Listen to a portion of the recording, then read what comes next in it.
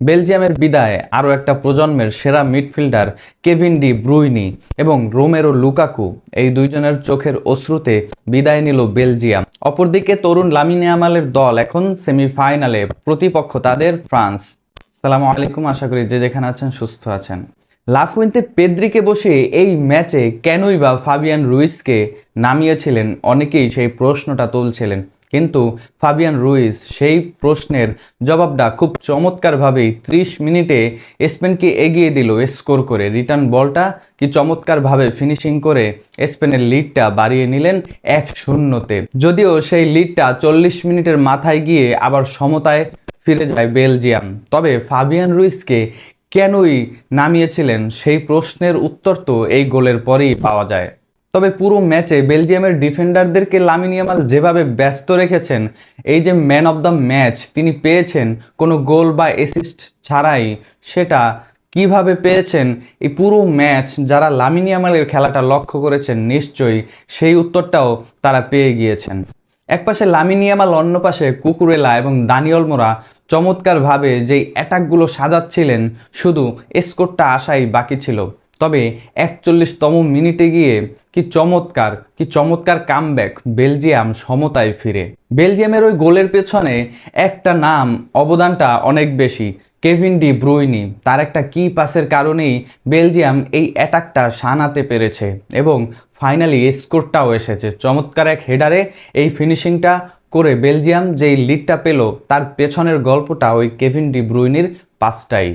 তবে পুরো ম্যাচে বেলজিয়ামের একটা জায়গায় ঘাটতি ছিল, একপাশে দোকুরেই সাইড থেকে যেই অ্যাটাকগুলো বেলজিয়াম সাজাচ্ছিল তাকে আটকে রাখছিলেন, কিন্তু বাকি সাইড থেকে রাইট উইং থেকে সেভাবে অ্যাটাকটা বেলজিয়াম করতে পারেনি।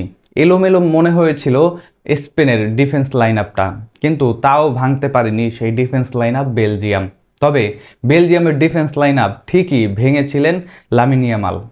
মোট 17টা শট নিয়েছেন লামিনে ইয়ামালরা, তার মধ্যে অন টার্গেট 8টা শট।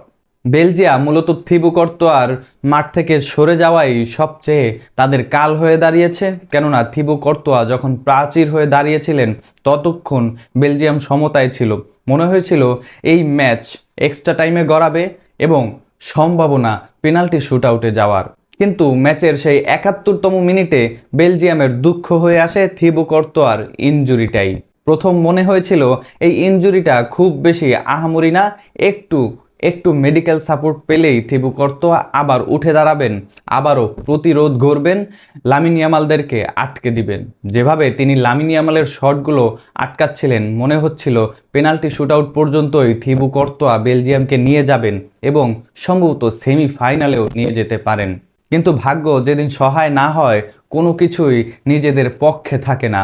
যেই থিবু কর্তোয়া ভীত হয়ে দাঁড়িয়েছিলেন, সেই থিবু কর্তোয়াকেই মাঠ ছাড়তে হয় ইনজুরির দুঃখটা নিয়েই। তার বদলি হিসেবে যিনি নামেন, তিনি দ্বিতীয় গোলটা কনসিড করেন। বেলজিয়াম মাঠ থেকেই বিদায় নেয় কেভিন ডি ব্রুইনি এবং রোমেরো লুকাকুর সেই দল। আমাদের একটা প্রজন্মের মন জয় করা সেই কেভিন ডি ব্রুইনি এবং চমকে দেওয়া সেই রোমেরো লুকাকু বিদায় নিলেন। বিদায় সম্ভবত নেক্সট বিশ্বকাপে তো তাদের কনফার্ম আমরা আর দেখতে পারবো না।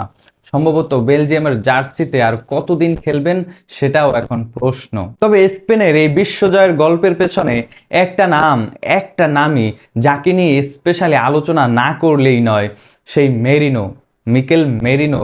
কি গল্প, কি অদ্ভুত গল্প তিনি লেখালেন। তিনি মন জয় করলেন সবার, মাত্র 10 মিনিটের ব্যবধানে রাউন্ড অফ 16 থেকে সেমিফাইনালে নিয়ে যাওয়া একটা দলকে। কি চমৎকার ইতিহাস! তিনি ওই যে পর্তুগালের ম্যাচে 85তম মিনিটে মাঠে নামেন, 91তম মিনিটে তিনি স্কোর করে সেই লিডটা স্পেনকে নিয়ে দেন এবং সেই ম্যাচটা পর্তুগাল হেরে যায় 1-0-তে। স্পেন জয় করে সেই ম্যাচ চলে আসে কোয়ার্টার ফাইনালে, প্রতিপক্ষ বেলজিয়ামের সঙ্গেও তিনি মাঠে নামেন 86তম মিনিটে। কে জানতো তিনি মাঠে নামার পরেই গল্পটা বদলে যাবে স্কোর লাইন। মাত্র 88তম মিনিট, 2 মিনিটের ব্যবধানেই তিনি স্কোর করে ফেলেন। মাত্র 10 মিনিটের এই ব্যবধানে রাউন্ড অফ 16 থেকে সেমিফাইনালে নিয়ে যাওয়া একটা দলকে এই ইতিহাস এর আগে আমরা কেউ সম্ভবত দেখিনি। এই মুহূর্তে স্পেনের সাবমেরিন এই মেরিনোই এবং সেমিফাইনালেও তিনি এরকমের কোনো কীর্তি গড়বেন কিনা সেটাও এখন দেখার অপেক্ষা। ফ্রান্সের বিপক্ষে কি হতে যাচ্ছে, কি হবে সেই রাইভাল, সেটাই এখন আমরা দেখতে চাই। আপনার কি মনে হয় এই ম্যাচে বেলজিয়াম কোন জায়গায় হেরেছে এবং স্পেন কোন জায়গায় এগিয়ে গেল? এই সাবমেরিনের কারণেই স্পেন এই ম্যাচটা কি অনায়াসেই বের করতে পারলো কিনা? আপনিও কি তার সাথে একমত? কমেন্ট বক্সে নিশ্চয়ই আপনার মূল্যবান মতামত জানাবেন।